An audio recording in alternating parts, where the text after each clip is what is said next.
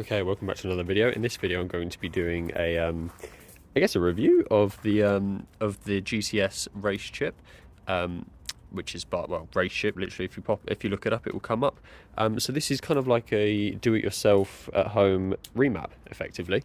So I was looking at, this is a 2014 Audi S3, and I was looking at obviously getting a remap for it. And I saw that this solution comes up. So this was £450 for the kit. Which gives you the box, which will let you permanently change whatever mode you're in, and will give you the same results as a normal remap would. In fact, this state's higher than some other remaps that we're going to. And the other remaps I was looking at for this car, including a gearbox remap and stuff, we're looking at about 500 quid. So this is actually pretty much, well, a bit cheaper, or maybe even with a normal remap that you would just go and do from a garage. But you can always put it back to stock or put it in an eco mode instead of it always being in a performance remap. And if you've got the GTS model, you can reconfigure it for another car. So if you sell your S3 and get an S4, for example, you can reconfigure it for an S4, and then you can remap that as well. So that's effectively two cars fully remapped for 450 quid. Which definitely does work out cheaper than taking it to a garage. And it's always nice to have the option to put it in eco mode when you're doing an MOT or something like that, just so the emissions are a little less. But yeah, so I'm going to take you through a little bit about the installation and just talk you through it, just so you can weigh up whether you'd rather do this or a normal remap. So as far as the installation goes, you get these two bits of paper. So you get kind of like a manual, which gives you obviously pictures of every clip that you might have to encounter, and gives you a description of how to take them off, which sounds really stupid but honestly is useful, especially when you're trying to feel underneath the car and you're not really sure what clip it is because you can't see, because these cars are so low it's really hard to get underneath and have a look properly. So it's really good to be able to feel, and then it tells you exactly how these clips come off, where to pull, where to push. And yeah, it's written in perfect English, you know, it's not cheap or anything like that, and it's really easy to follow. Then you get your main user manual, which has your barcode on it there, so you can get the app up and running. And effectively, first off, you've got to turn the car off. Nice and simple.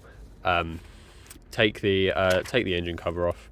That's kind of irrelevant, to be honest, because this is if you've got your engine installed longitudinally, which I obviously don't. So first off, I started with taking the undercover off, which is 8 screws at the bottom. I did snap a little bit of plastic on it, but it goes back on fine, and that was a relatively easy job. So then what you've got to do, the bit that took a while for me, is the turbo boost pressure sensor cable up there.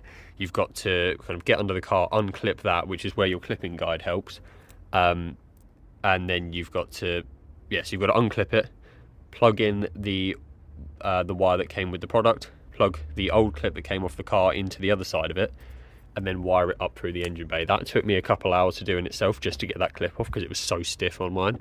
It was just like rusted in effectively, and well, obviously not rusted, but it was just so stiff to get out. But once you've done that, honestly, you're ready to go, because then you've got to plug in the manifold pressure connection, which is literally just under the engine cover here, which is a nice easy clip to get to. Came off in literally first try for me.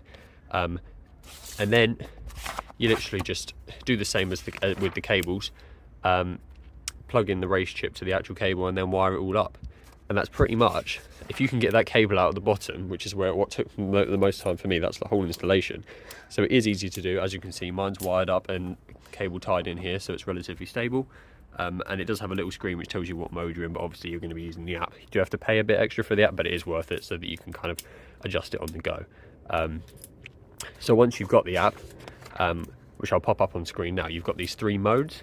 So you've got efficiency, sport and race, and warm-up timers if you like. And you can adjust like how aggressive each mode is. So you can go onto the race mode and then go onto the settings, and you can choose 1 to 7 for race mode, I think it is. And 7 is the most aggressive. 1 is obviously just a little bit more power. And yeah, it's brilliant, because it's, you know, you could go into a garage and get a full remap and it'd be too much, like your car wheel spins too much or whatever, but this is really good. So definitely something I would actually recommend. And the warm-up timer I haven't played about with. I think it's just to warm up depending on your mode, so it doesn't release the full rest of the horsepower until the warm-up timer has gone. So yeah, it's a nice thing to have as well. Don't want to be doing premature wear in your engine. And then they've got a lot of troubleshooting on here for every problem you might have. To be honest, it's quite a simple installation, and from what I've heard, from what I found, it works really well. You can definitely see a power increase. It's not like it's something you can't notice. I get a little bit more wheel spin when it's wet, but if you can control it, it definitely is. It's a nice gain, and it's not interfering with anything else, and it gives me the opportunity to use it on another car in the future, and I don't have to take it to a dodgy man-in garage. So I honestly would recommend it if you can. I did have to get the car up on jacks and actual stands to get underneath it, and it did take me a couple hours, probably 3 or 4 hours in total. But you know, if you don't mind doing a little bit of handiwork, and then obviously making sure the cables are all zip tied up and stuff like that, then it's a relatively decent install. So yeah, I'll show you that app on screen, and then there's also I'm trying to remember what actual power increases they claim. I think it's 79 horsepower for this model and some torques, obviously, but I'll pop that up on screen now as well. But it's a decent amount, and I was looking at the Forge Motorsport company, which I'm sure all of you have used at some point. They claim a remap for this car 50 something, I think. So obviously, you know, I haven't taken it to rolling road. I'm not entirely sure that number's correct, but what they claim is higher. And I haven't found any where it's lower, so you're getting the full power that you would out of a normal remap, and it's a bit more DIY and a bit more customized. It does have an eco mode as well, which I obviously haven't played with, and a sport mode. Not sure what you do in sport, but yeah, I definitely recommend it. If you've got any questions or anything like that, I appreciate this wasn't a hands-on installation tutorial, but it was a bit, you don't get to see this when buying it, so it's a bit just to let you know how easy it is and stuff like that. But yeah, if you've got any questions, let me know and I'll try and answer them for you.